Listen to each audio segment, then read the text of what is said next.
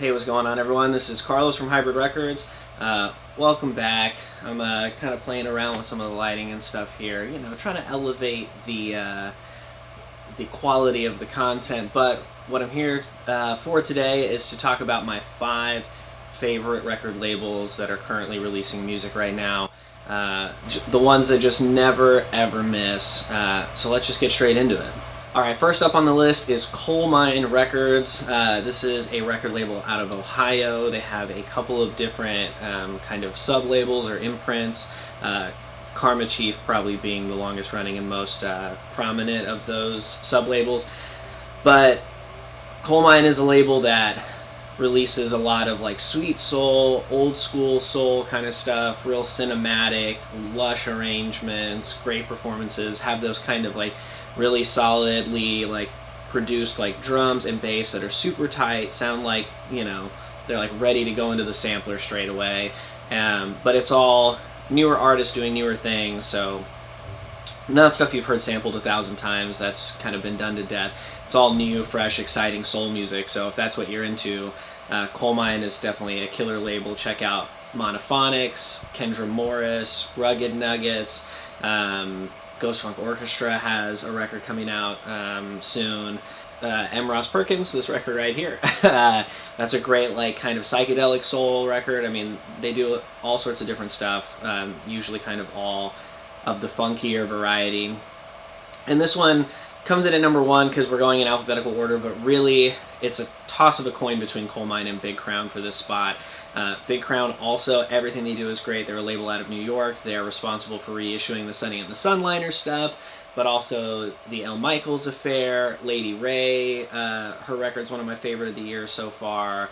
A ton of great stuff on that label as well. So really, I don't know, depending on the day and when you catch me, that spot could be Big Crown, it could be Coal Mine. Both are doing great stuff in the soul variety. All right, so number 2 is an archival reissue label that just hit its 15th anniversary, and it's Light in the Attic. They are a label that's been around for a while. They have released some original music in the past, but it's mostly archival stuff. Right now, they are neck deep in the Nancy Sinatra archival series. They did Start Walkin', which was a compilation of like her greatest hits. Basically, it was a really great double LP set. Boots came out, Nancy and Lee came out already. All great. I know Nancy and Lee, at least, it's the freshest in my mind, was like cut at RTI, heavy tip on jackets, you know, just really quality stuff from Light in the Attic all the time. They're working directly with Nancy and her family to get the tapes, the original photos. So, ton of attention to detail, really, really focused on quality since the beginning, whether it's you go all the way back to like the Monks when they reissued Black Monk Time, or any of the city pop stuff like the Pacific Breeze compilations, any of that Japanese ambient stuff they've been doing. They've got a really killer Lou Reed project coming up. So they're just a label that,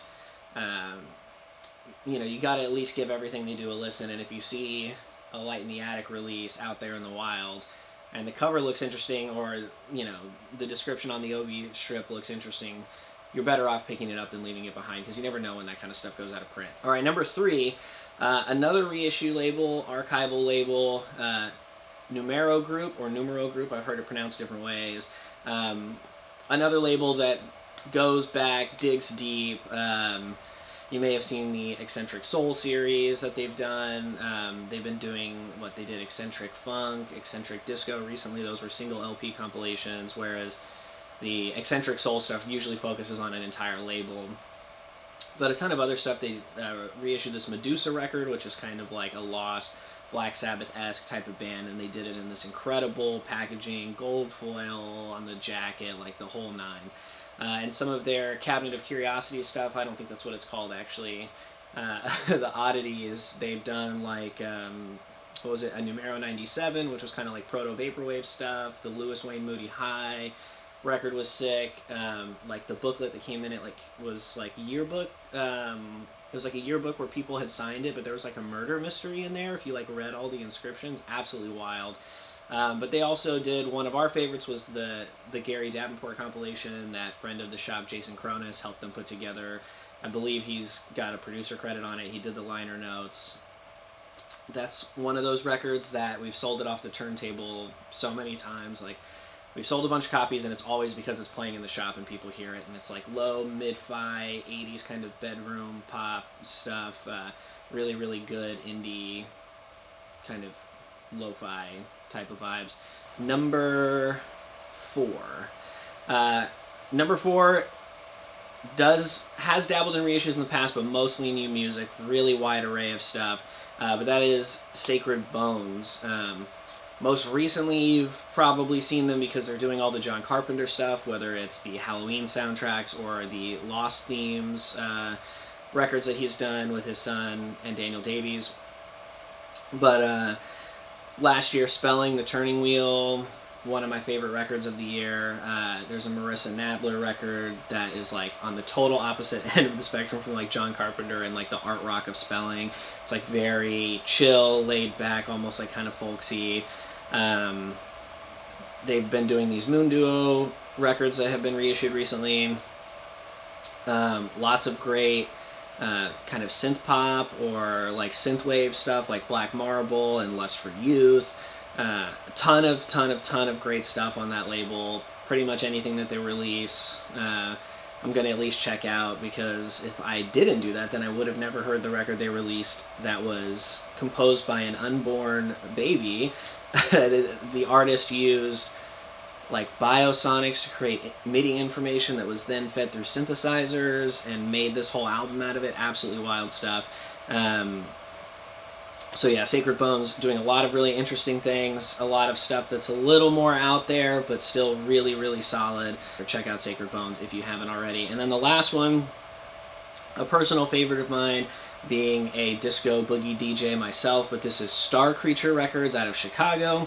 Every release is a banger, right? Like every single one, they never miss, at least in my experience. I mean, it's mostly modern funk, it's mostly boogie funk, it's mostly electro funk kind of stuff. There are a couple of releases that kind of go into the vaporwave territory a little bit more than others. Those releases are still good, they just don't make it into my DJ sets like most of the other stuff does. But whether it's E-Live's new record that's about to come out, Cloud Vibes, or the record that he did before, Boogie for Life, or Saucy Lady Supernova, or the Delirious EP, Saucy Lady and XL Middleton just released a 45 on Star Creature, or Fantasy Point, that double LP is fantastic. Just so many great releases on that label. They've been at it for a while, and just continue to deliver consistent quality stuff over and over and over again. And yeah, those are 5 labels that anytime something that they release comes out, almost always we have copies in the shop. I almost always just blindly order whatever it is, because I know it's probably going to be good, if not great.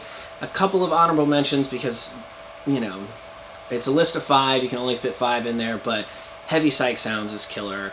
Super Records out of Chicago, founded by Namdi, their release of the Alicia Walter LP last year was one of my favorites. The Luca Bop label, probably more well known for the old, you know, for the real vinyl heads. But all their stuff is great. Otitis Media Records here out of Corpus. They do a lot of surf, like instrumental stuff, but some of my favorite punk records of the last year have come out of them, whether it was the Parasites reissue or Action Frank or Dropped Out. And they've got New Ends LP coming out soon. They're a local band. They put out a lot of local stuff, a lot of international stuff. The Arno Desea and the Clockwork Wizards record is killer. The Surf You Next Tuesday compilations are killer. Especially if you're into surf stuff, check out Otitis Media Records, because they're just killing it out there. And I think that about wraps it up for this video. In the comments, let me know what are some of your favorite record labels. Even go top 5 if you feel so inclined. And, you know, like, subscribe, do all of that kind of stuff. And I'll see you in the next one.